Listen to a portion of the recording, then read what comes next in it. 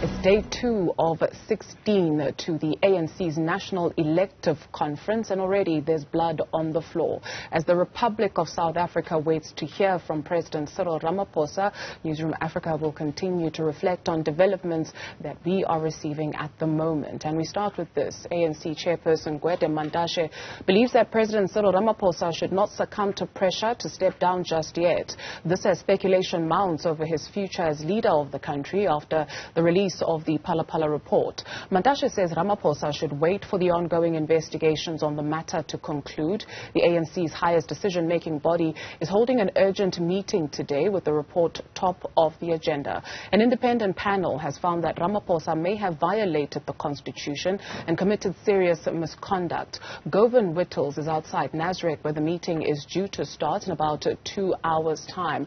Govan, it is clear from utterances made from various leaders within the organization that there's division on whether the president should step aside or stay, especially in light of our colleague Mgambi's conversation with Gwede Mantashe.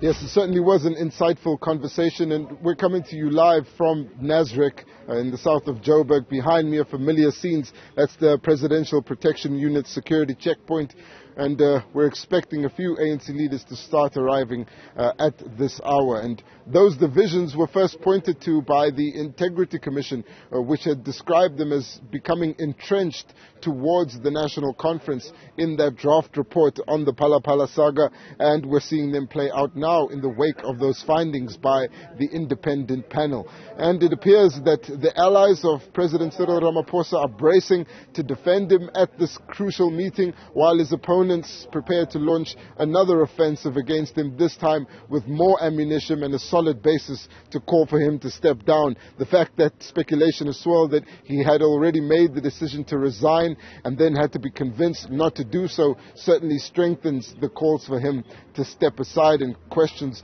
around what confidence the ANC can have in him as a leader of the party and as head of state. But as we heard a little earlier, his allies believe that the process around the implementation of the independent panel's findings and the report in Parliament needs to unfold. This process is twofold. Of course, the debate needs to happen on whether an impeachment hearing should go ahead and whether that inquiry should be set up. Then, of course, the inquiry itself will likely take at least 12 to 14 months.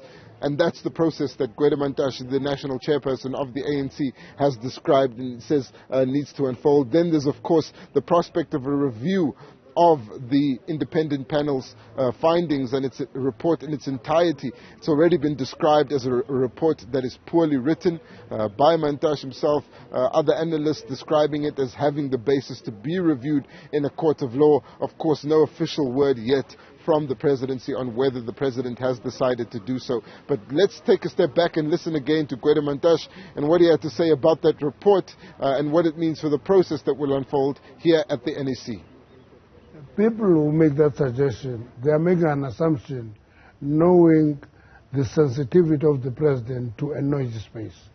But the issue at play now is that we're going to the NEC, we'll table that report, and my own view as Gwede, I don't think he must just step out and leave now. He must allow the process to take its course and take a decision. It's Gwede Mantashe speaking to Newzroom Afrika this morning ahead of that crucial NEC meeting. It's taking place here at Nasrec, where we're stationed. We're expecting those ANC leaders to start arriving at any moment. A number of them being approached for comment, declining to do so, describing this as a sensitive time and a difficult day for the ANC. The ANC's, or the president's spokesperson, saying that this is unprecedented territory.